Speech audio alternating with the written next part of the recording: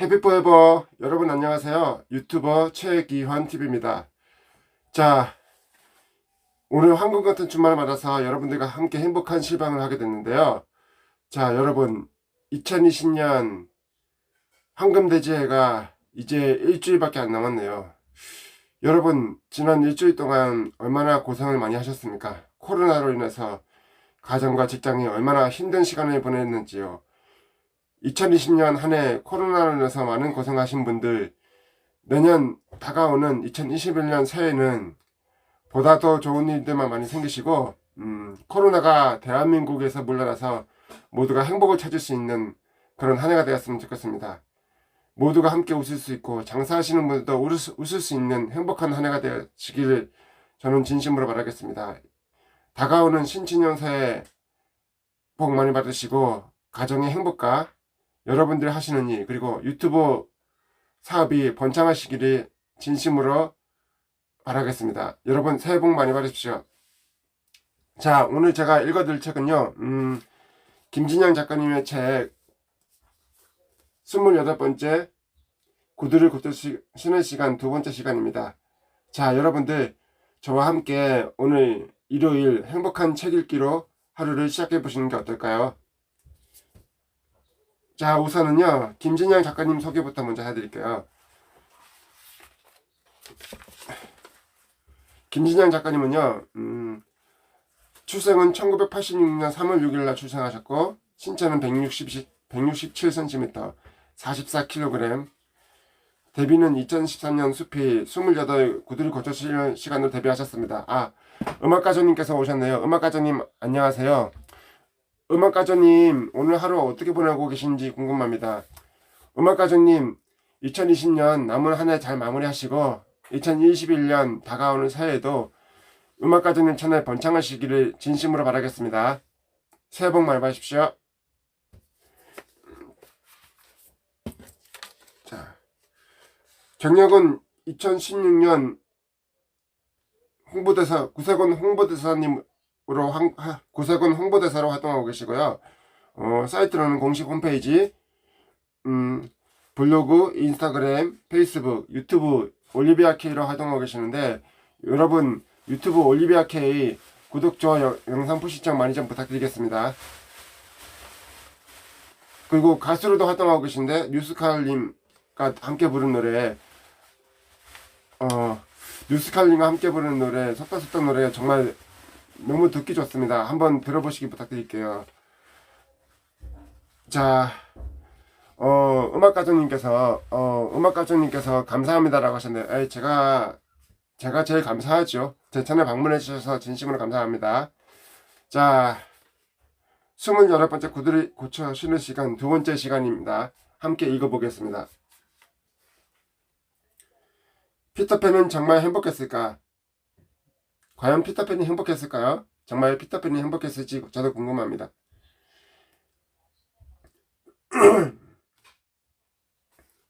피터팬은 원래 병으로 누워있는 아이들을 위한 원작 희곡을 바탕으로 쓰인 동화라고 한다. 이 동화에서 네버랜드는 영원히 늙지 않으며 꿈과 모험을 즐길 수 있는 아이들의 천국처럼 그려진다. 내가 서울에 올라와서 많은 도움을 받았던 것을 몇 가지 꼽으라면 나는 피터팬의 좋은 방 구하기라는 카페를 들고 싶다. 이 카페는 중개 수수료 한 푼이라고 아끼고 싶은 집주인과 집을 구하는 사람들을 위한 곳으로 수수료 없이 직접 계약하도록 서로 전월세 등의 부동산 정보를 공유하는 곳이다. 그리고 이것은 서울에 올라온 후 거의 8년 동안 내게 있어 네버랜드의 지도 역할을 해준 곳이기도 하다. 내가 서울이라는 네버랜드에서 못된 후크 선장을 피해 내 꿈과 행복을 찾아 헤맸을 때 이 카페는 내 소중한 보금자리를 마련해 주었다. 정말 기가 막히게도 내가 꼭 필요하던 시기에 좋은 집들을 짠 하고 나타났다. 맨 처음 서울에 왔을 때 나는 고모집에 들어가 살았다. 2년 남짓 고모집에서 신세를 지면서 나는 피팅 모든 일을 하며 돈을 벌었다. 그러다 부동산 토지 개발 회사에서 사무직 일을 맡게 됐을 즈음 고모의 시어머님이 이 집에 들어오실 수도 있다는 말을 들었다. 그렇구나. 그래서 나는 첫 자취집을 구해야만 했다.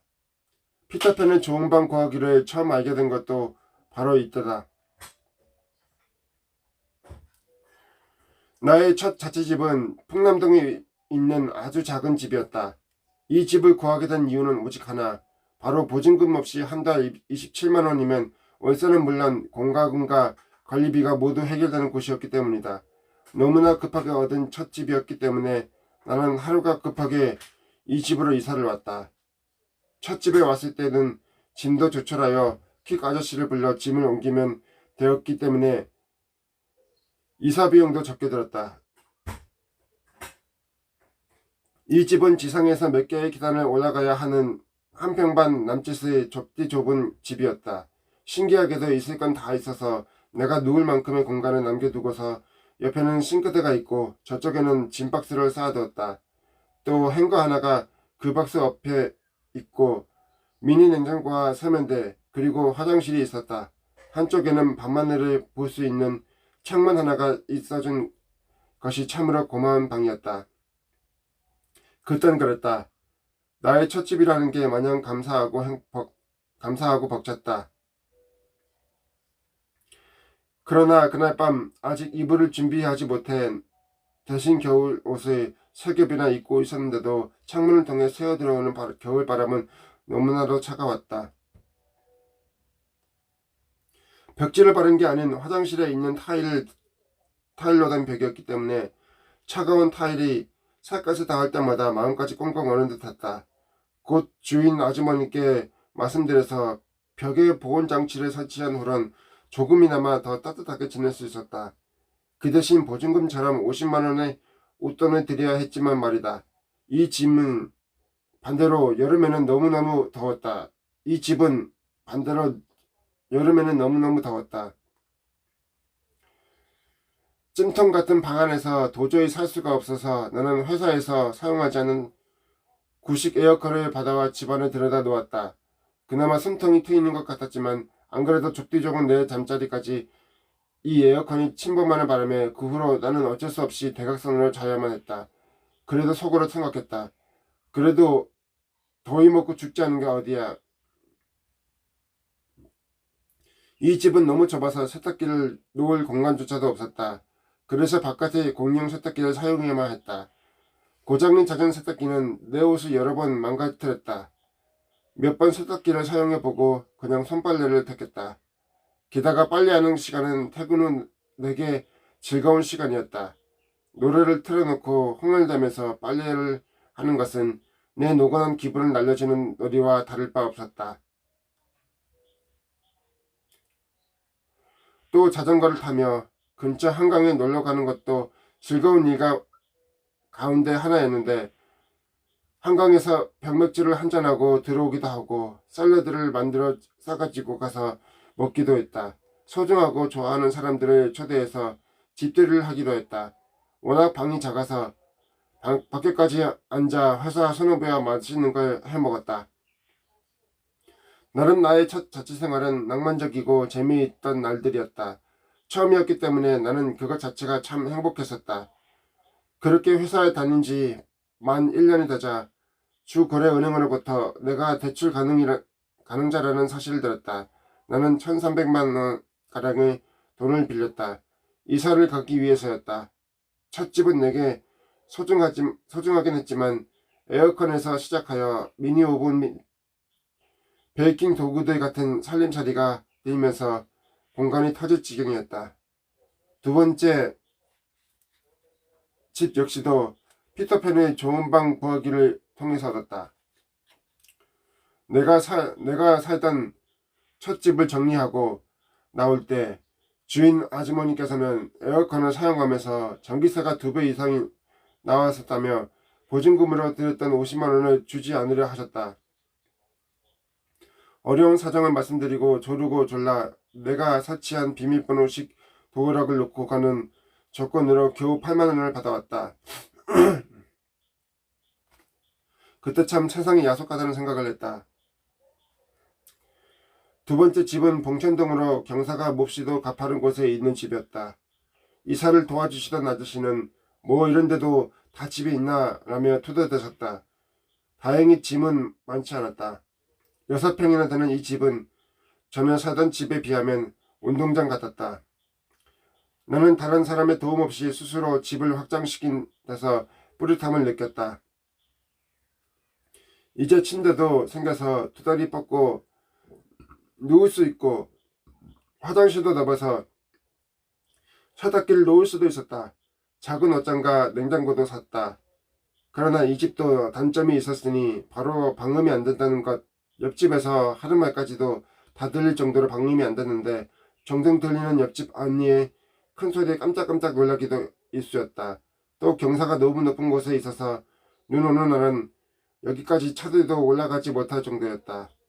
그러나 나는 비가 오나 눈이 오나 10cm가 넘는 훌쩍 넘는 키리를 신고 이 비탈길을 다녔다. 옆으로 꽃게처럼 걸어서 내려가면 넘어지지 않는다는 요령도 생겼다. 언덕 아래에 있는 시장이나 마트에서 장을 봐오기도 했는데 정수기가 없어서 생수를 사오는 날이면 땀을 뻘뻘 흘려가면서 이 비탈길을 올라가야 했다. 이 집에 살면서 나는 탐나는 대로 피터팬의 좋은 방 구하기에 접속했다. 그러던 중 회사 근처에 있는 괜찮은 집을 발견했다. 회사는 역삼동에 있었는데 근처에 논현동에 있는 집이었다.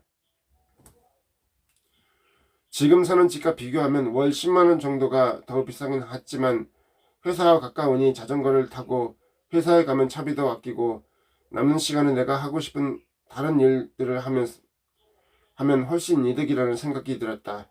그렇게 세 번째 집으로 이사를 가게 되었다. 논현동 집은 지하도 아니었으면서 바로 옆에 큰 건물이 있어 창문으로 햇빛이 들어오지 않았다.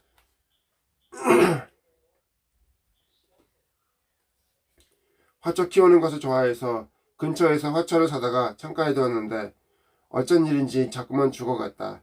햇빛이 없어서 그런 건지 너무 습해서 그런 건지는 알 수 없지만 내 식물들은 자꾸만 죽어나갔다. 내 것인 무언가를 죽게 한다는 건 너무나도 슬픈 일이라 더 이상 이 집에서는 화초를 키우지 않았다. 나는 언제나 자전거 페달을 밟고서 출퇴근을 했다. 김대리, 그 다리도 가는 사람이 다칠까봐 겁나는데 운동화를 신고 다니지 그래요. 나는 수도 없이 들었지만 치마는 포기해도 키즈는 포기하지 못했다. 회사를 다니며 정말 기뻤던 건 6개월 만에 사원에서 대리가 되었을 때다. 긍정적이고 빠릿빠릿한 나를 예쁘게 봐주셨는지 나는 정말 빨리 승진했다. 승진하면서 기본급도 오르고 모든 것이 평화로웠다. 그렇지만 평화가 길면 사람이 욕심이 생기는 법인가 보다. 이 회사를 2년 반 정도 다니다 보니 문득 이게 과연 내 인생인가 라는 생각을 하게 됐다. 또래의 친구들에 비해 꽤 많은 월급을 받고 안정적인 직장생활을 하고는 있었지만 내 인생에서 돈과 안정이 전부는 아니란 생각이 들었다. 난 원래 너무나 욕심이 많은 사람이 아니었던가.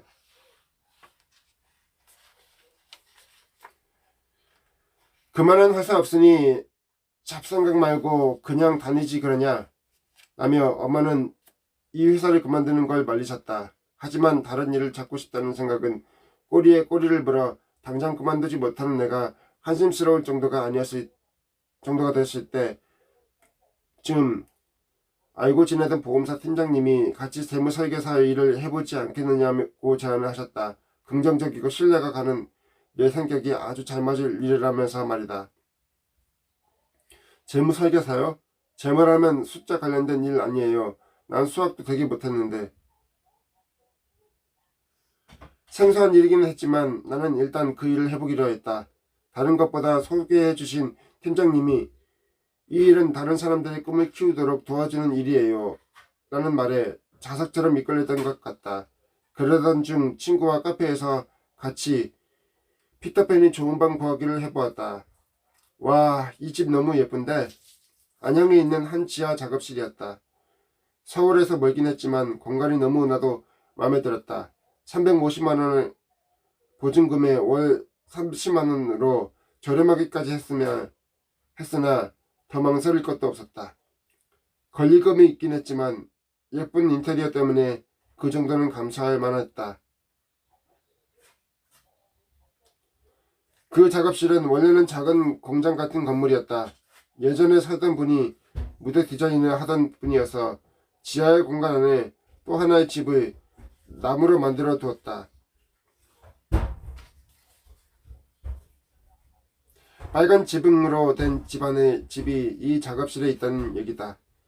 공간이 넓기도 넓어서 아일랜드식 주방과 책장을 이용해 공간을 반으로 나누어 한쪽은 창고 겸 작업실로 또 한쪽은 거실과 집으로 사용할 수 있었다. 내가 당시에 빠져있던 요리, 베이킹, 그림, 사진들의 작업들을 마음껏 할 수 있을 것 같았다. 공룡만화 TV 채널님께서 들어오셨습니다. 안녕하세요. 유튜버 공룡만화 채널입니다. 네, 안녕하세요. 공룡만화 TV 채널님, 제 채널에 방문해 주셔서 이렇게 감사하고요. 자, 공룡만화 TV님, 오늘 일을 어떻게 보내고 계십니까? 그리고 공룡만화 채널님도 남은 2020년 한 해 마무리 잘 하시고요. 다가오는 신축년 새해 2021년에는 공룡만화 TV 채널님께서 운영하는 채널도 번창하시기 바라고 모든 일이 다 잘 되시기를 진심으로 바라겠습니다. 공룡만화 TV 채널님 새해 복 많이 받으십시오. 제가 오늘 제 채널에 방문해 주신 기념으로 여러분들 채널 홍보하라고 스패너를 드리도록 하겠습니다. 스패너를 드릴 테니까 다음번에 오실 때는 여러분들 채널 많이 홍보 부탁드리겠습니다.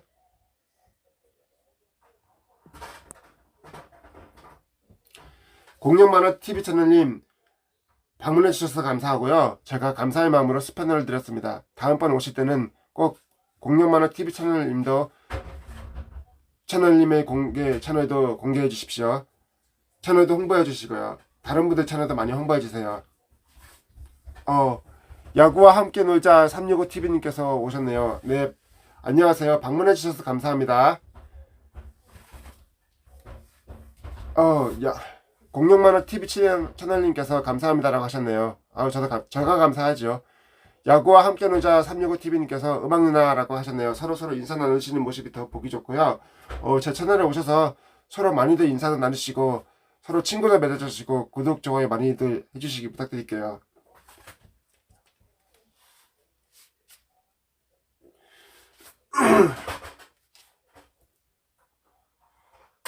보증금과 권리금을 내고 나니 전에 살던 집의 보증금과 꼭 맞춤한 듯 맞아떨어졌다. 회사를 그만두면서 퇴직금을 받은 것이 400여만 원이었는데 그걸로 나는 집에 꾸밀 세간을 마련했다. 전에 프리랜서로 포토그래퍼 일을 한 적이 있었는데 이번에 조명기구와 배경지를 구매하는 데 큰 돈을 썼다. 유리로 된 출입문도 인터넷에 나오는 예쁜 집들처럼 꾸미기 위해서 우드와 페인트를 사서 하루 종일 예쁘게 꾸며보기도 했다. 음악가주님께서 야구 동생님 해피 뉴 이어라고 하셨네요. 서로 인사 나누시는 모습 정말 보기 좋고요. 야구와 함께 놀자 TV님께서 모두들 함께 해주셔서 감사하고 건강하시고 2021년에 대박나세요 하셨습니다. 네, 감사합니다. 야구와 함께 노자님께서도 새해 복 많이 받으십시오. 김진현 작가님의 커피께서 즐겨 드시는 커피라고 하십니다. 정말 맛있게 생겼고요. 먹음직스럽습니다. 예쁩니다.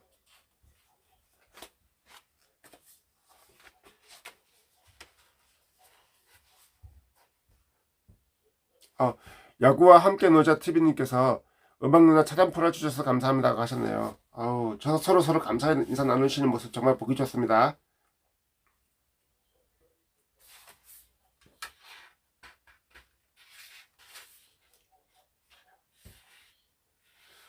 넓은 새 집은 내가 가지고 싶던 모든 걸 들여놓고도 남아 좁긴 했지만 다른 한편으로는 혼자 지내기에 너무나 외로운 공간이었다. 음악가주님께서 기도하는 모습을 그리셨습니다. 최고라고 하시네요. 야구와 함께 놀자 365TV님께서 공룡님 처음 뵙겠습니다. 해피 뉴 이어라고 인사 나누셨네요. 서로 인사를 많이 나누시고 구독, 좋아요, 알람 쓰신 영상 보실 정도 많이들 부탁드릴게요. 서로 인사를 많이 나누시고요. 서로 친구를 맺어주시고 많은 이야기 나누시기 부탁드릴게요. 너무 넓어서인지 겨울이 되자 너무나 추웠다. 원래 주택이 아니었던 까닭에 겨울의 난방을 위한 장치는 난로 하나가 전부였다. 밤에 잘 때 엄마가 있는 우리 집의 온기가 몹시도 그리웠다.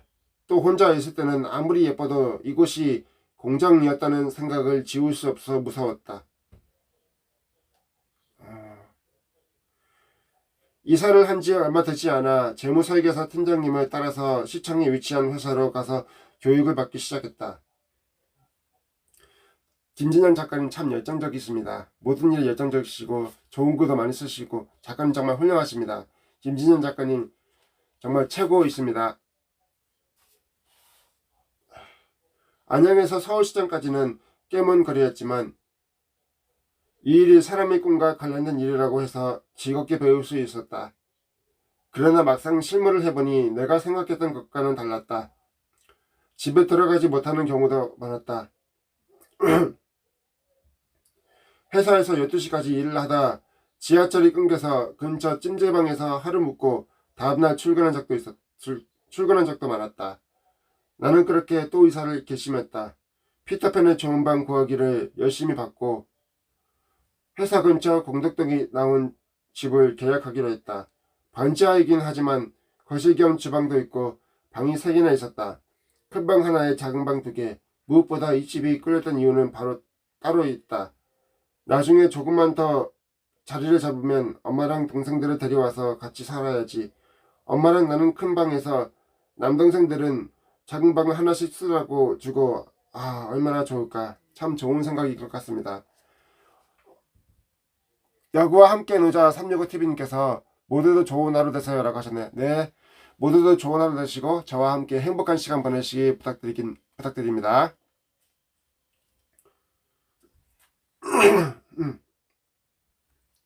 하지만 이사 후 그런 단꿈도 잠시 강한 태풍이 비바람을 몰고 온 다음 날이었다. 사나운 태풍이 핥히고 지나간 내 스위트홈의 모습은 처참했다. 온 집안에 곰팡이가 피어있었고 천장백지에는 물이 차서 아래로 늘어져 있었다.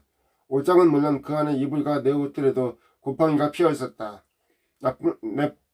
나쁜 꽃이 내 삶에 뿌리를 내린 기분이 들었다. 나는 바로 주인 아주머니를 불러 집을 보여드렸다. 아이고 그래요. 이사를 해야겠네. 매번 이 집이 말썽이니 보수를 해서 내가 그냥 들어가 사는 수밖에. 그렇게 이 집 보증금을 들고서 나는 바리스타인 친구와 함께 동교동의 작은 카페를 꾸몄다. 재무 설계사 일은 그만두고서 카페 일에 전념하게 되었는데 집이 없던 나는 친구 집에서 한 달을 신세진 후 카페에서 숙식을 해결했다. 흡연이 가능한 데다 지하에 있는 카페라서 호흡기가 약한 나는 몸이 더욱 나빠졌다. 카페 일을 하고 몸도 많이 망가졌다. 하는 수 없이 나는 500만원의 투자금만 받아서 나와 다시 카페 옆에 있는 옥탑방에 내 보금자리를 꾸렸다.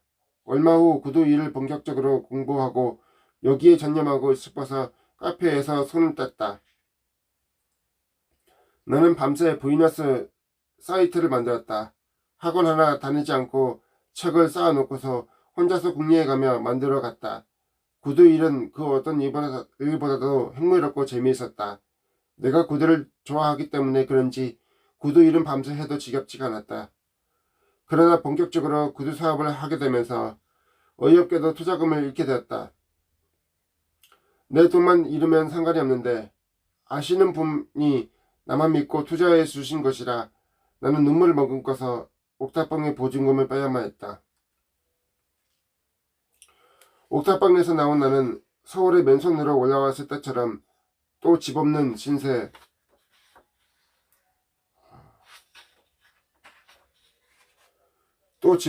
되었다. 이제 피터팬의 좋은 방 구하기도 소용이 없었다. 나는 보증금도 당장 고정적인 수입도 없었다. 김전현 작가님께서 카페를 하면서 많은 고생들을 하셨네요. 좋은 집 구하기 위해서 얼마나 고생을 하셨을까요? 친구 집에서 머물면서 하루하루 고생하셨을 모습이 정말 그 모습이 너무 그려집니다. 하루하루 정말 열심히 고생하며 사셨네요. 그러니까 좋은 글을 쓰시고 좋은 작품을 쓰실 수 있는 원동력이 되지 않았나 싶습니다. 앞으로 어떻게 살지? 신사를 한탄하며 오래 할 겨를도 없이 당장 오늘 잘 곳이 필요했다. 절실함 속에서 너무나도 죄송스럽지만 고모님께 연락을 드렸다. 진양아, 아무 걱정 말고 어서 들어오렴. 신영이 사촌동생이다. 신영이도 진영이 언니 온다고 엄청 좋아할 거야. 고모님과 고모부의 따뜻한 말씀에 나는 뜨거운 눈물을 흘렸다. 나는 그렇게 다시 고모님 댁으로 들어가게 되었다. 나는 지금도 고모님 댁에서 정말 편안하게 지내고 있다. 전에 살던 집처럼 넓은 방도 아니고 작은 방에 내 짐과 침대 하나 두고 지내고 있지만 가족이 생겨 안정이 생기고 행복하다. 고모님께서는 매일 새벽에 일을 나가심에도 불구하고 나를 위해 맛있는 밥과 반찬을 만들어 주신다. 그리고 이렇게 소중한 경험들을 하며 쉽지 않은 삶을 살아왔다는 것도 소중한 사람들과 함께 살며 지지를 받는다는 것도 나에겐 참 행복한 일이다. 그쵸. 소중한 가족이 있었기 때문에 지지를 받고 가족이 있기 때문에 하루하루 열심히 살아갈 수 있는 힘의 원동력이 아닐까 저는 이렇게 생각합니다. 6년 동안 지내온 것이 후회되지 않아. 누군가 이렇게 묻는다면 난 단언컨대 아니라고 말할 수 있다. 피터팬의 네버랜드 외에도 후크 선장이 있듯 내 인생에도 시련은 있었다. 하지만 내게는 무엇과도 바꿀 수 없는 경험들과 꿈이 남아있지 않은가. 그러니 나는 결코 이 시간들을 후회할 수가 없다. 이 사진은요, 김진현 작가님이 이사하셨을 때 살았던 집이고요. 정말 공간도 넓고 널찍하고 아름다운 공간입니다. 김진현 작가님이 사셨던 집이라고 합니다. 평화롭고 아름답고 공간이 너무 좋습니다.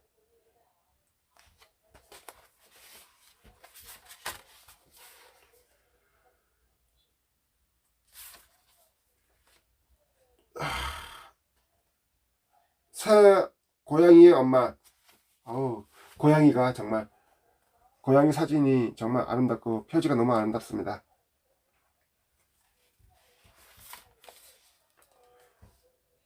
새 고양이 엄마. 프린세스와 캔디, 니케까지 나는 3마리의 귀여운 고양이들을 키운 엄마다. 그 중에서 도도한 매력이 넘치는 페르시안 친칠라인 프린세스는 나의 첫 딸이었다. 내 인생의 첫 고양이이기도 하고 나의 첫 don고자이기도 한 프린세스와 함께 서울살이를 하면서 참 많은 우여곡절들을 겪었다. 나도 사실 예전에는 고양이보다는 강아지를 더 좋아했고 도도하고 쌀쌀맞다는 고양이에 대한 편견도 갖고 있었다. 그런 나의 편견을 바로 고쳐준 고양이가 바로 프린세스다. 애완견은 소중한 가족이죠. 서울에서 혼자 살면서 나는 고양이를 너무나 키우고 싶었다.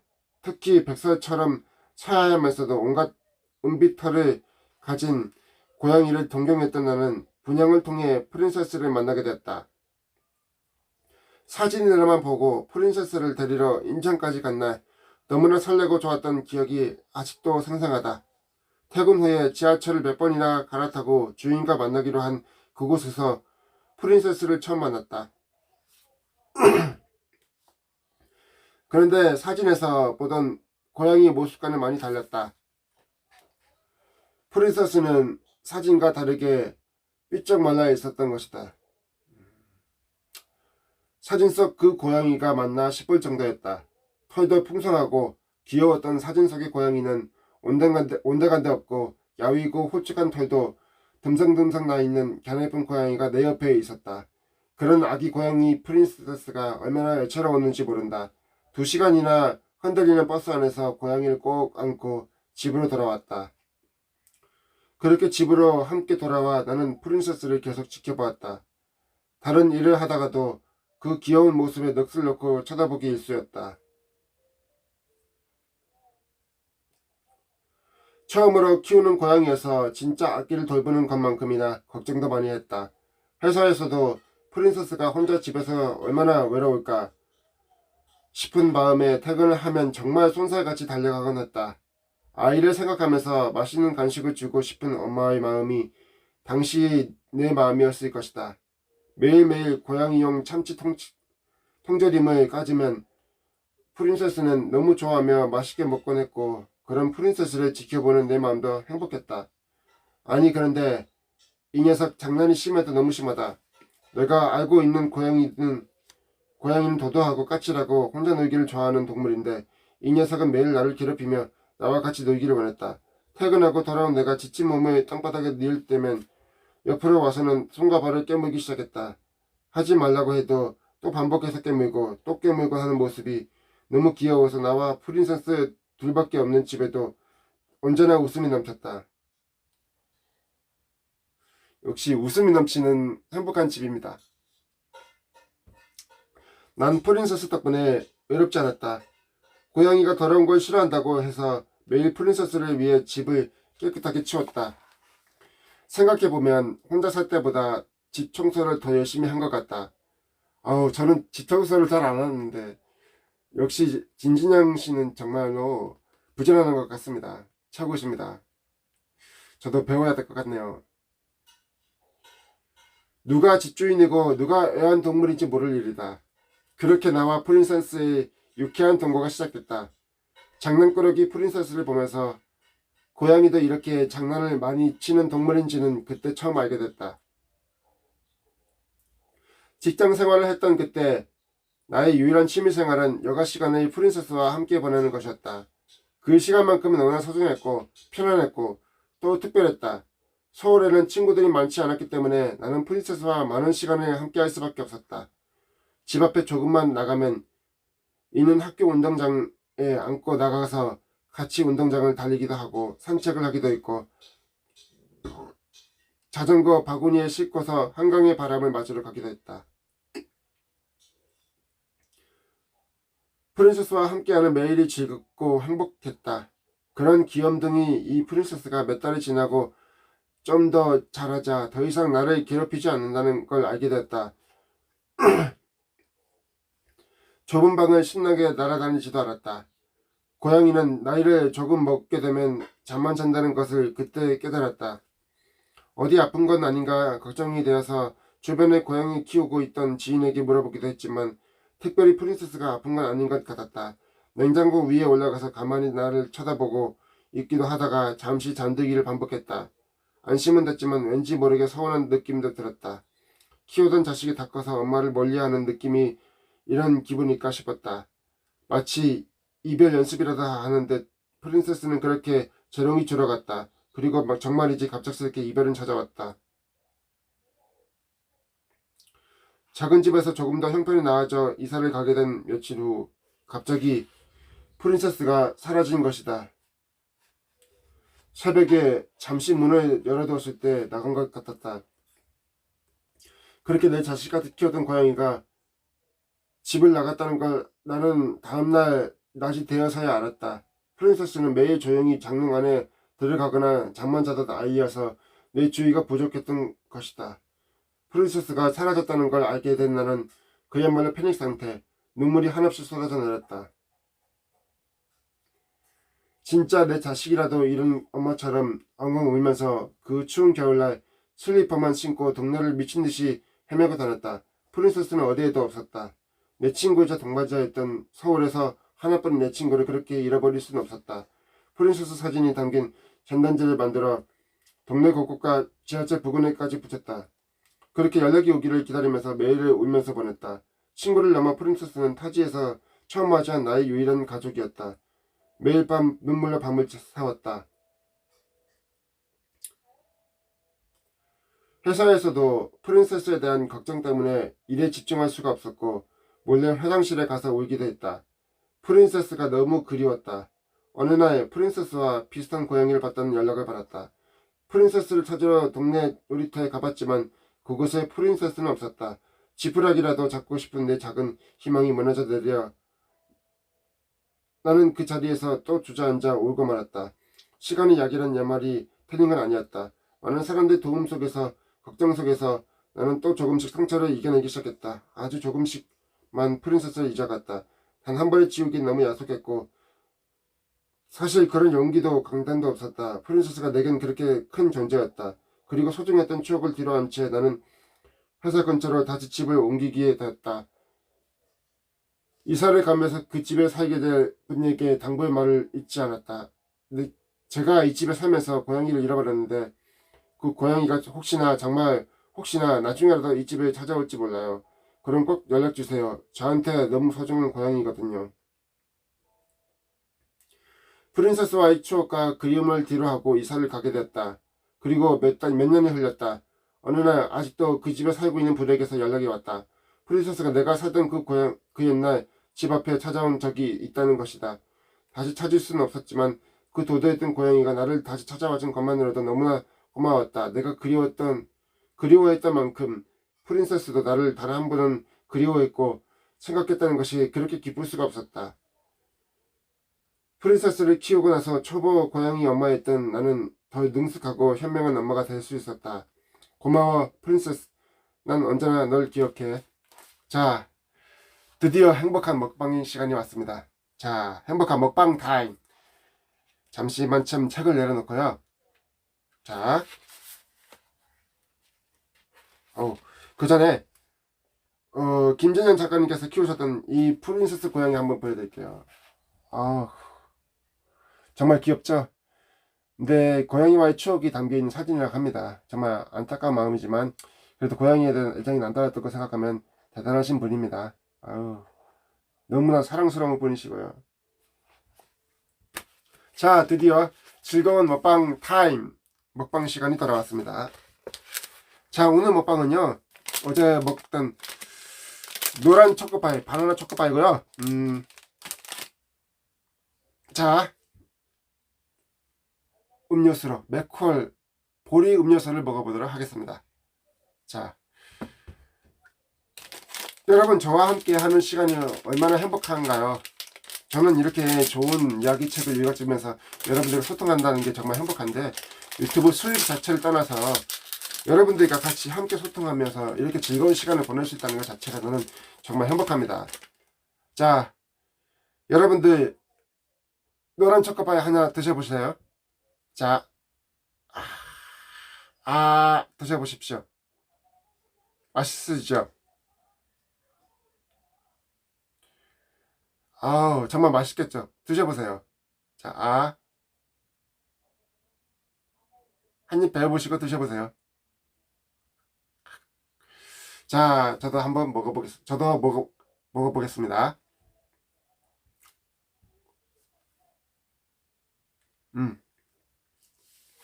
맛있어요.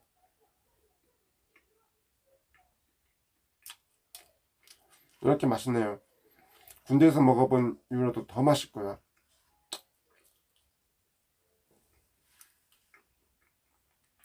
맛있다.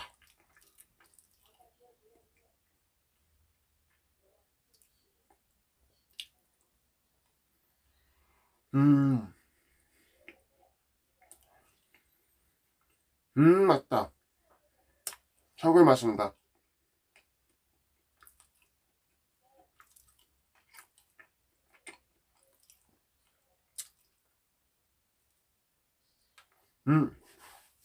떨어지겠네요.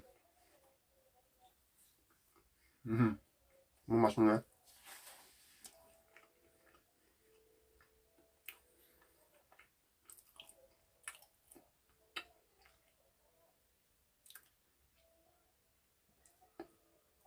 음, 음, 잠깐만. 어,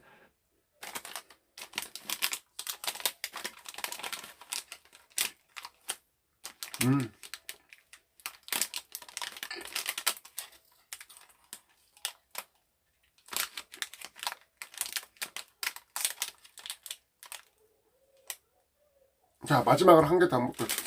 케이리파 최교수님께서 오셨네요.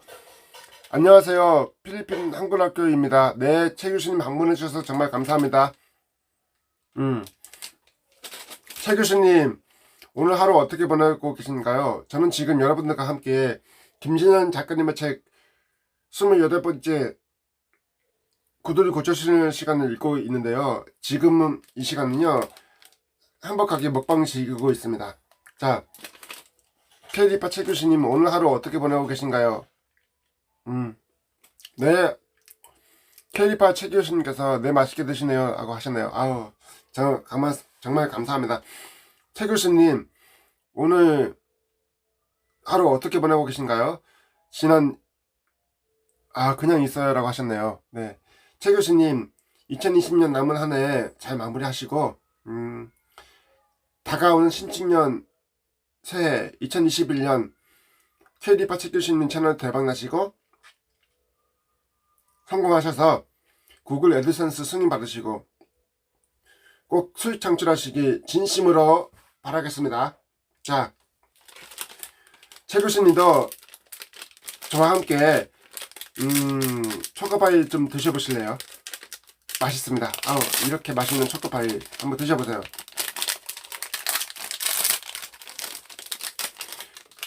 케이파 최 교수님, 다가오는 2021년 새해 복 많이 받으시고 부자 되시고 케이리파 최 교수님께서 운영하시는 유튜브 채널 꼭 대박 나셔서 성공하시기 바라겠습니다. 2021년 신축년 새해 복 많이 받으세요. 케이리파 최 교수님께서 승인 받았습니다. 네, 축하드립니다. 저는 아직 승인 받으려면 한참 남았는데 열심히 해서 여러분들과 함께 소통하는 유튜버가 되도록 하겠습니다. 꼭 성공해서 수익도 창출하고 여러분들과 함께 할 수 있는 유튜버가 되도록 노력하겠습니다. 자, 최 교수님 한번 드셔보세요. 맛있죠?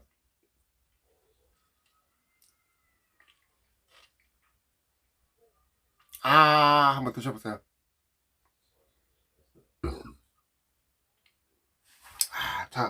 자, 한번 먹어보겠습니다. 또 한번 먹어보겠습니다. 맛있다.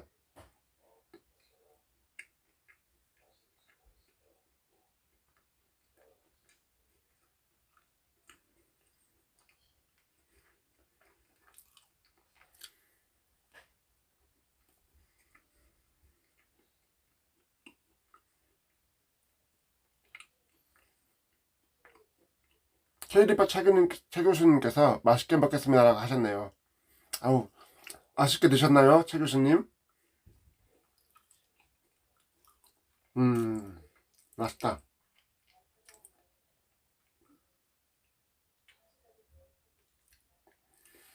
노란 초코파이는 처음 먹어보네요. 진짜 이렇게 맛있어요.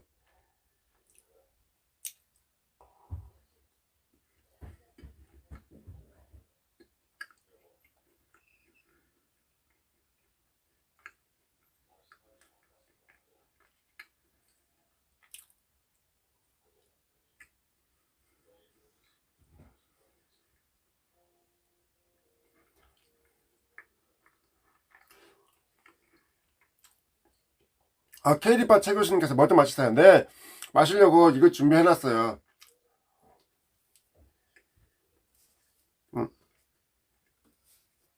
이건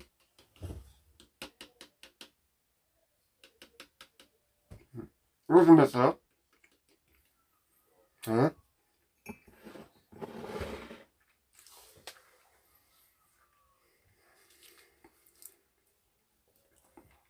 맥콜 ASMR 들어갑니다.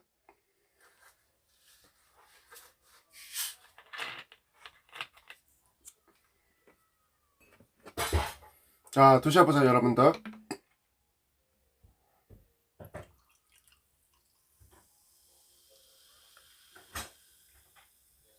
맛있겠죠?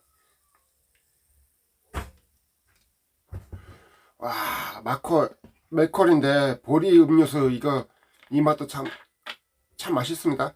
여러분 한 잔 드셔보세요. 아,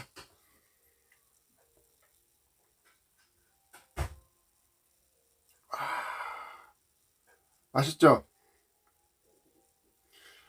시원한 음료수와 함께 마시던 시원한 음료수 어떠세요? 매일 유업 새벽 목장 이 컵 정말 보기 좋은 디자인의 컵입니다. 자, ASMR 들어갑니다.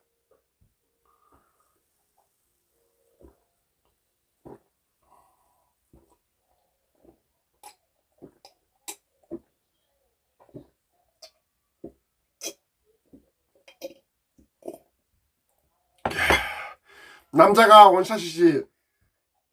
야, 맛있습니다. 와, 땀도 나고. 자, 이제 행복한 먹방 시간 끝났고요. 이제 나머지 이제 이어서 김진양 작가님의 책 28번째 구두를 고쳐시는 시간 읽어보도록 하겠습니다. 천천히 쉬어가면서 여러분들과 함께 행복하게 읽어보도록 하겠습니다. 이 책은 요거 김진현 작가님의 책 28번째 구두를 고쳐주시는 시간 함께 읽어보도록 하겠습니다.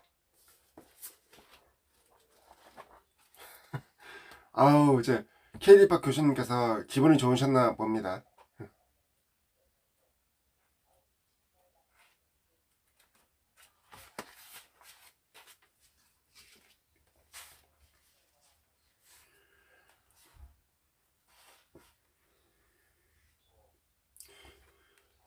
프린세스를 잃고 늘 그리움과 우울함으로 힘들어하던 나에게 주변 사람들은 다른 고양이를 또 키워보라고 말해주었다. 큰 결심을 하고 나는 다시 고양이를 길러보기로 했다. 이제 프린세스와 같은 고양이는 고아는 만들지 않겠어. 나도 이제 경력자 나는 자신감도 생겼다. 프린세스와 똑같은 아이로 데려오고 싶어서 페르시안 친칠라를 분양한다는 글을 보고 나의 두 번째 고양이 캔디를 만나러 갔다. 지금 밖에 비가 내리네요. 여러분들이 사시는 데는 비가 내리지 않습니까? 비 안 내리나요? 저는요 가끔씩 이렇게 비가 내리는 창문을 좀 보면은 참 낭만과 감상에 젖어보기도 해요. 비가 좀 잠시 오긴 하는데.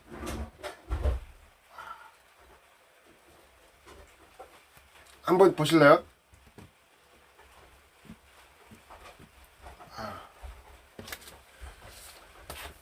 자, 여러분 지금 제가 사는 곳에 비가 좀 내리고 있습니다. 한번 좀 보세요. 비가 내리는 부산 감천동의 모습 한번 보여드릴게요. 와우, 지금 비가 많이 내리죠? 보슬보슬 비가 내리고 있습니다. 집도 집 바깥의 풍경이 너무 낭만적이고요. 조용합니다. 최근에 코로나 사태로 인해서 방문객 숫자가 좀 줄어가지고 이제 아예 방문객이 없어요. 너무 조용해서 좀 큰 걱정입니다. 하루빨리 코로나가 지금 다이아몬드에서 없어져가지고 사라져가지고 이 마을에도 예전처럼 관광객들이 많이 몰려들었으면 하는 바람입니다.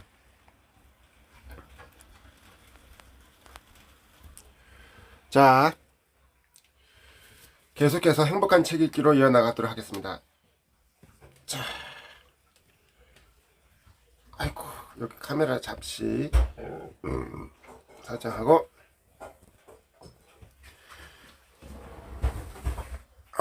나는 이렇게 비 오는 날도 참 낭만이 있어서 좋습니다. 아우, 트럼이 나왔네요.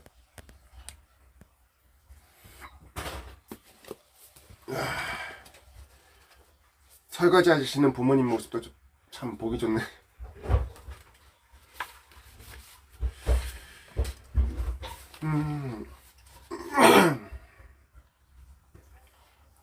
이제 프린세스와 같은 고아는 만들지 않겠어. 나도 이제 경력자 엄마와 다른 자신감도 살짝 생겼다. 프린세스와 똑같은 아이로 데려오고 싶어서 페르시안 친칠라를 분양한다는 글을 보고 나의 두 번째 고양이 캔디를 만나러 갔다. 원래는 프린세스와 정말 똑같은 은빛이 돈 고양이를 데려오려고 했다. 똑같은 눈 색깔에 똑같은 털색을 가진 고양이만 찾았다. 고양이가 참 많았는데 은빛이 도는 고양이를 안으면 모두들 나를 거부했다. 흑 프린세스를 다시 만나려는 건 욕심이었나 보다. 그런데 문을 열자마자 맨 처음 눈이 마주쳤던 귀여운 고양이가 계속 나를 쳐다보고 있었다. 그 아이가 바로 캔디. 캔디의 끊임없는 구애로 나는 그렇게 캔디와 가족이 됐다. 순한 눈빛의 캔디는 성격도 정말이지 순수했다. 프린세스가 도도하고 장난기 많은 말괄량이었다면 캔디는 얌전하고 조신한 숙녀 같았다. 내가 컴퓨터를 할 때도 키보드를 두드리는 내 손 위에 조심스럽게 머리를 대고선 그르렁거리는 아이였다. 잠을 잘 때는 특이하게 내 머리 위에 쏟았다. 귀여운 캔디는 나의 새로운 가족이 되었다. 회사 갔다가 돌아오면 그 신발장까지 달려와선 기다리곤 했다. 귀여운 캔디는 현관문을 열면 항상 그 자리에서 나를 바라보고 있었다. 캔디는 나에게 의지를 많이 한 것 같다. 그런 캔디가 다른 사람들에게도 마냥 순한 아이인 줄만 알고 있었는데 나 위에 다른 사람들은 경계하는 걸 알게 됐다.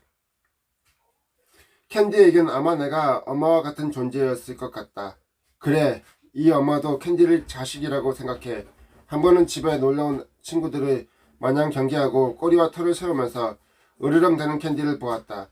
나한텐 순한 양 같은 캔디였는데 그날 새로운 모습을 보게 됐다. 솔직히 처음 키우던 프린세스보다 캔디에게 내가 조금은 소홀했던 게 사실이다. 프린세스에게는 매일 청소를 해주고 참치 통조림을 간식으로 줬는데 캔디는 그에 비해 조금은 손이 덜 갔다. 아마도 처음 키우던 고양이 프린세스에게 첫정을 심하게 주었던 것 같다. 집에 있는 시간이 쭉 늘 부족하다 보니 매일 혼자 있는 캔디가 불쌍했다. 또 다른 친구들을 만들어줘야겠다는 생각이 들어 새하얗고 눈이 파란 릴케를 데려왔다. 눈이 파란 시인의 이름을 딴 릴케. 눈처럼 새하얗고 착해 보이는 릴케는 보기와 다르게 처음 데려오면서부터 힘들었다. 눈처럼 예쁜 아이였지만 7살인 릴케는 나이가 많았다. 사람 나이로 치면 중장년쯤 되는 나이였다.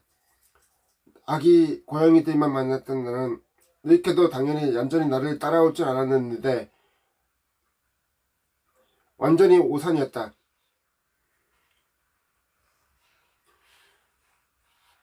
와, 처음 릴케를 만나러 간 집에서 나는 나오기조차도 싫어했다.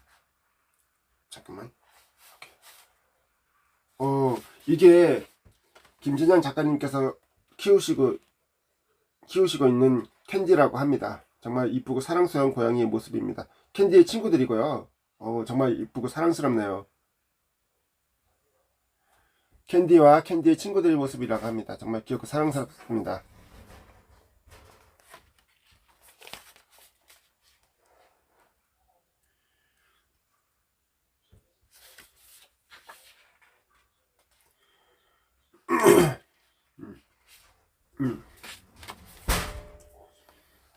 낯선 사람을 피했다. 덩치도 생각보다 많이 컸고 울음소리도 대단했다. 어쩔 수 없이 주인 손에 끌려서 나온 니케는 겨우 나와 함께 차를 탔다.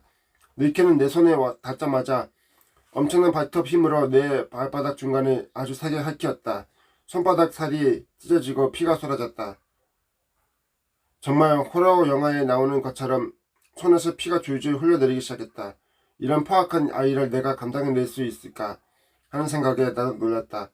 알고 보니 이전에 다른 사람이 데리고 갔다가 도저히 못 키우겠다고 해서 집으로 다시 돌아왔다고 한다. 릴케는 일반적인 고양이들과 조금은 달랐다. 덩치나 목소리, 에너지 모든 게 다 일반 고양이보다 크고 넘쳤다. 그렇게 별난 릴케를 데리고 집으로 향했다. 릴케는 새집이 적응이 안 됐는지 무섭게 울부짖기도 했다. 그런 릴케를 내가 잘 키울 수 있을지 회의감도 몇 번씩 들었다. 얌전한 고양이와는 달랐던 릴케와 내가 돈독해지기 시작한 건 바로 카페를 할 때부터였다. 카페에서 캔디와 릴케는 나와 함께 살았는데 그때 릴케의 팬들이 제법 많았다. 캔디는 카페에서 정말 시크한 도시의 고양이 같았다. 매일 잠을 잤고 도단 왕실 고양이의 자태가 흘러넘쳤다. 사람을 귀찮아했고 손님들이 귀엽다고 만지려고 하면 바로 달려들어 핥기라 했다. 그러나 곧 닐케를 처음 만났던 그 까칠했던 성격과는 정반대로 넉살이 생겼다. 손님들이 무릎 위에 올라가서 잠을 자기도 하고 그르렁거리기도 했다. 닐케는 원래 사람들을 좋아했던 것 같다. 회사 다닐 때는 늘 혼자 있는 고양이 생각에 마음이 안 좋았는데 카페를 하면서 좋았던 점은 우리 고양이들과 헤어지지 않아도 된다는 것이었다. 하루 종일 함께 할 수 있었다. 카페의 마스코트로 자리 잡은 캔디와 닐케를 보면서 더욱 기뻤다. 매일 아이들과 함께였고 카페를 하면서 힘들거나 지칠 때도 나는 캔디와 닐케를 보면서 힘을 얻곤 했다. 바쁘고 힘든 와중에도 아이들을 부르며 뽀뽀를 하거나 머리를 쓰다듬으면 다시 일을 할 힘이 났다. 아이들의 존재 자체가 내겐 삶의 원동력이었던 것이다. 이런 게 가족의 의미 아닐까? 맞습니다. 애완견 소중한 나의 애완견도 나의 가족이 되고 큰 힘이 되기도 하는 것 같습니다. 말썽쟁이 니케는 매일 밖으로 나가고 싶어 했다. 큰 목소리로 내보내달라고 울기도 여러 번. 그러다가 손님이 문을 열고 들어올 때면 이때다 싶어 열린 문 사이로 밖을 뛰쳐나가곤 했다. 그리고는 열심히 동네를 뛰어다녔다. 어떤 때는 입에 쥐를 물어보기도 했다. 고양이가 쥐를 잡아온다는 건 주인에게 충성을 한다는 걸 의미라고는 하던데 충성보다 너무 놀라서 고래고래 소리를 질렀던 기억이 있다. 가끔 카페 손님들이 있을 때도 쥐를 입에 물고 와 여러 사람들 놀래키곤 했다. 닐케는 그만큼 나를 잘 따랐다. 몇 번이나 밤에 카페로 돌아오지 않기도 했던 닐케를 찾으려고 트위터에다 올려 닐케를 찾은 기억도 있다. 정말 예쁘고 잘 따랐던 만큼 마음고생도 많이 시켰던 닐케. 내가 외출했다가 돌아올 때면 멀리서 나를 보고는 강아지처럼 달려서 나에게 오기도 했다. 가끔 강아지인지 헷갈릴 정도로 나를 잘 따랐다. 힘들었던 카페 시절에 함께해서 더욱 동지 같은 나의 아이들, 나의 가족 캔디와 닐케. 캔디는 이제 5마리 아기 고양이 어엿한 엄마가 되었고 닐케는 여전히 늠름한 모습으로 내 곁을 지키고 있다. 힘든 서울 생활에서 이 친구들이 없었다면 지금의 내가 되기까지 정말 외롭고 쓸쓸하게 이 길을 걸어왔을지도 모른다. 항상 나를 웃게도 가슴 철렁이기도 만든 이 꼬마들은 이제 정말 나의 가족이자 친구가 되었다. 김진환 작가님이 닐케와 함께하는 모습이 사진으로 찍어 놓으신 겁니다. 정말 다정하고 사랑스럽습니다.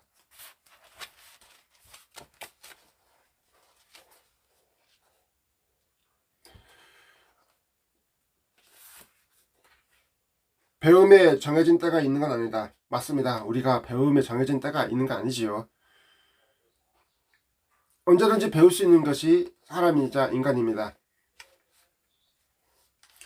최근에 읽은 책 가운데 죄송합니다. 기억에 남는 것이 하나 있다. 배우고 익히면 즐겁지 아니한가 라는 책으로 일본의 한 할아버지 끝없는 향학열에 관해 쓴 것이다. 주인공 할아버지는 57세의 나이에 일본의 명문으로 꼽히는 와세다 대학에 입학하여 경영학을 공부하고 60세에는 MBA를 취득하였으며 뒤늦게 사진을 배워 70세에는 개인 사진전을 열었던 배움은 멈추지 않은 열혈 학생이었다. 사실 나는 차종 학력이 고졸이다. 다시 말해 대학을 나오지 못했다. 그런 나와는 완전히 반대적인 삶을 산 이 할아버지 이야기가 내게 크게 다가온 이유는 무엇이었을까? 그 할아버지와 나에겐 한 가지 공통점이 있었다. 물론 그 할아버지는 뒤늦은 나이에 명문대학을 입학하신 뒤에 뛰어난 두뇌를 가지고 계신 점은 나와 다르지만 배움에는 끝도 없고 정해진 시기도 없다라는 생각을 가진 것은 나와 같았다. 간혹 강의에 나가거나 주변의 동생들을 만나서 난 공부를 못해서 큰일이야 라든가 대학도 못 나온 내가 사람 대접이나 받을 수 있을까 라는 얘기를 듣고 난다. 나 역시도 강의 의뢰가 들어온 후 아는 오빠가 대학도 못 나온 내가 무시나 당하겠지 무슨 강의냐 라는 핀잔을 듣기도 했다. 당연히 좋은 대학을 나와 훌륭한 가업을 남기는 사람들을 보면 대단하고 부럽다는 생각도 든다. 한때는 대학생처럼 보이는 친구들을 보며 아 나도 캠퍼스에 기억이 있다면 좋겠다 하는 생각도 했다. 나는 대학을 못 간 것은 아니고 대학에 입학하자마자 2개월 만에 중퇴를 했다.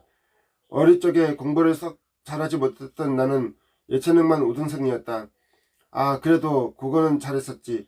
수학 영어는 젬병이었지만 말이다. 미술을 잘했던 나는 고등학교 때 미대 입학을 목표로 열심히 준비해왔다. 하지만 수능을 마친 후 세 곳의 대학에 원서를 내고 합격 발표를 기다렸으나 보기 좋게 모두 다 미끄러지고 말았다. 다행히도 대구에 있는 K대학교는 들어갈 수 있는 전형이 남아 있었다. 집에서 조금 떨어져 있긴 하지만 꽤 멋져 보이는 곳이었다. 내가 들어간 학부는 멀티미디어 영상학부였는데 이 학부에 들어간 이유는 바로 국내 대학 중 유일하게 가상 스튜디오를 갖추고 있었기 때문이었다.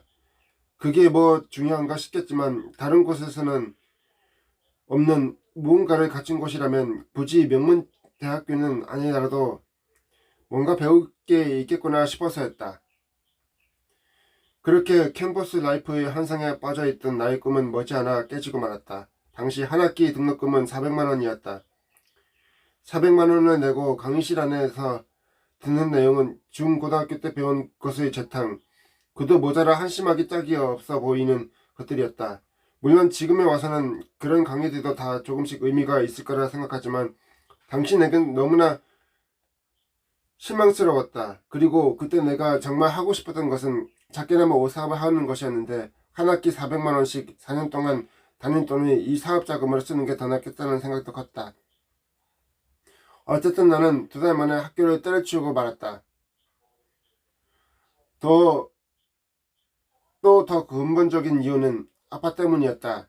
아빠는 내 기억 속에서 늘 병상에 누워 계셨다. 더 어릴 적 기억에 아빠는 낚시와 바둑을 좋아하셨다. 그러나 아픈 뒤로는 그 어떤 것도 배우고 즐길 수 없었다. 어쩌면 내가 2달 만에 그만둔 저 깊은 곳에 있는 이유는 아빠처럼 그때그때 배우고 싶은 것, 하고 싶은 것을 할 수 없는 삶을 살지는 말아야겠다는 생각에서였을지도 모른다. 건강할 때 내가 하고픈 것을 하자. 지금 내가 다니고 있는 이 대학 생활은 내가 진짜 하고 싶은 게 아니야. 그렇게 대학을 그만둔 나는 다른 친구들에 비해서 빨리 사회에 뛰어들게 되었다. 사회에 뛰어든다는 것은 보호막 없이 내던져져 무엇이든 일해야 한다는 의미였고 다른 일을 할 때마다 나는 새로운 것들을 다시 배워야 했다. 남들보다 욕심이 많았던 나는 늘 일을 잘 해내기 위해서 고민을 더했다. 그리고 내게는 누구보다도 열심히 공부한 대학이 있다. 바로 구두 공장이었다. 구두를 내 업으로 삼고자 마음 먹고 이 일에 뛰어들었을 때 내게 가장 큰 배움을 준 곳이 바로 이곳이다. 당시에는 동교동에서 카페를 하면서 구두 일을 병행하고 있었을 때였기 때문에 시간이 늘 모자랐다. 나는 오후 5시 정도가 되면 카페에서 나와 저녁을 거르고 얼른 성수동 공장으로 달려갔다. 역시나 구두 디자인 세계에도 대학을 나오고 심지어 미국이나 유럽 쪽에서 유학을 하고 돌아온 사람들이 가득했다. 나 같은 사람의 설 자리가 없을 것 같은 이 세계에서 그래도 나는 나만의 경쟁력을 믿고 안으로 나아갔다. 난 피팅 모델이라는 경력이 있었고 다른 어떤 구두 디자이너에 비해서 구두를 많이 실어보고 잘못 만들어진 구두가 주는 고충을 잘 알았다. 나는 그들보다 뒤처지지 않기 위해서 그리고 앞서기 위해서 그렇게 끼니를 거리며 공장으로 향했다. 구두 공장에서 내가 한 것은 바로 구두 공부였다. 나는 실수가 생겨 상품 가치가 없는 구두들을 넣어둔 내 몸집만한 봉투를 내 자리에서 지지고 왔다. 이 구두 봉투를 뜯어서 구두를 다시 펼쳐놓고 사진도 찍고 분해해보고 이리저리 구두 구조를 파악했다. 이모님, 저기 저 구두는 왜 균형이 안 맞는 거예요? 이 디자인 패턴도 따로 있나요? 이 구두 굽이 어떻게 이렇게 뒷굽까지 연계되는 거예요? 나는 공장에서 이 사람 저 사람을 붙들고 구두에 대한 궁금증을 젖동량 마냥 하듯이 물어보았다. 그렇게 공장에서 구두 공부를 하다 보면 공장의 이것저것의 불들이 하나둘 꺼져갔다. 이윽고 내가 일어날 즈음이 되면 공장에 있는 모든 불이 소등되어 있었다. 공장을 나와 보면 벌써 깊은 밤이 되어 길거리에 있는 사람들도 없었다. 그래도 구두 공부가 가장 좋았다. 구두 공부는 공장에서만 이루어지는 것이 아니었다. 당시 나는 홍대 반디앤누 니스 서점에 매일같이 드나들었다. 돈이 없었기 때문에 한 번 가면 서점 구두속에서 가서 구두 관련 책들을 뒤적거리고 있다가 중요하다 싶은 것은 아이패드를 찍어가곤 했다. 원래 그림은 그러면 안 되는 걸 알긴 했지만 책도둑은 도둑도 아니라고 한다고 괜한 변명을 해본다.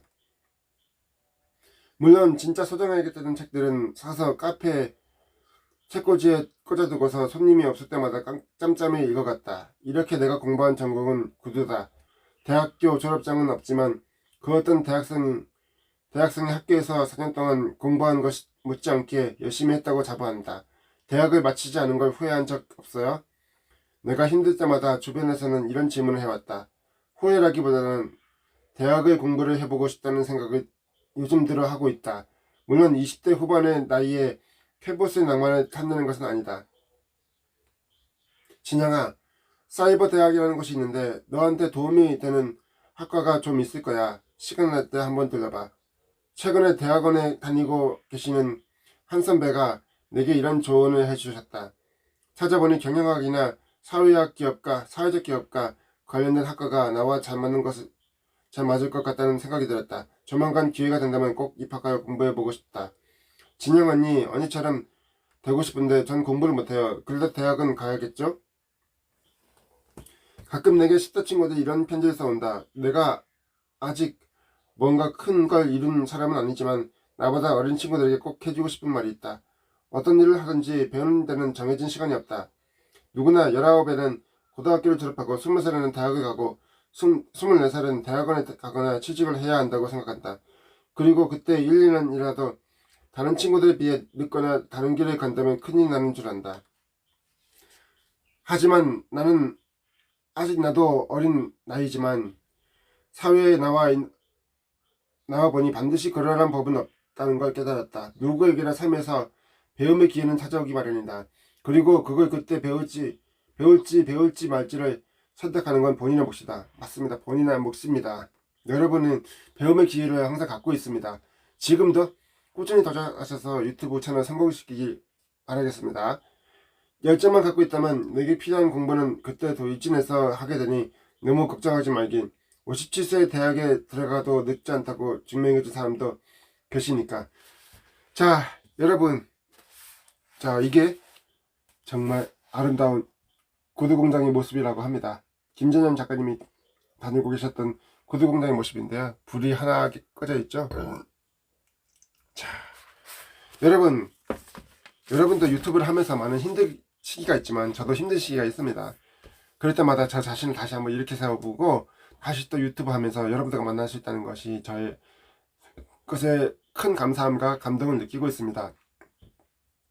여러분, 2020년 한 해가 이번 주밖에 남지 않았습니다. 여러분들 지난 한 해 동안 코로나 사태로 인해서 얼마나 마음고생 많이 하셨습니까? 가정을 직장에서 하루하루 열심히 코로나 싸워가면서 고생하셨던 여러분들 올 한 해 수고하셨고요. 2020년 한 해 마무리 잘 하시고 내년 신축년 2021년에는 전 세계적으로 코로나가 물러나고 대한민국에서 코로나도 물러나고 장사하시는 분들 모두 활짝 웃을 수 있고 여러분 가정에 행복이 가득하고 유튜브 하시는 분들 채널 성공하셔서 수익 창출하시기 진심으로 바라겠습니다. 그리고 저도 늘 여러분들과 함께 하면서 변함없이 유튜버로서 최선을 다하고 꼭 꿈을 이루는 멋진 유튜버가 되도록 노력하겠습니다. 2021년 새해 복 많이 받으시고 저도 다음 연도 2021년도에 여러분들과 함께 할 수 있는 유튜버가 될 수 있도록 노력하겠습니다. 여러분 2021년 새해 복 많이 받으십시오. 여러분 해피 포에버 해피 포에버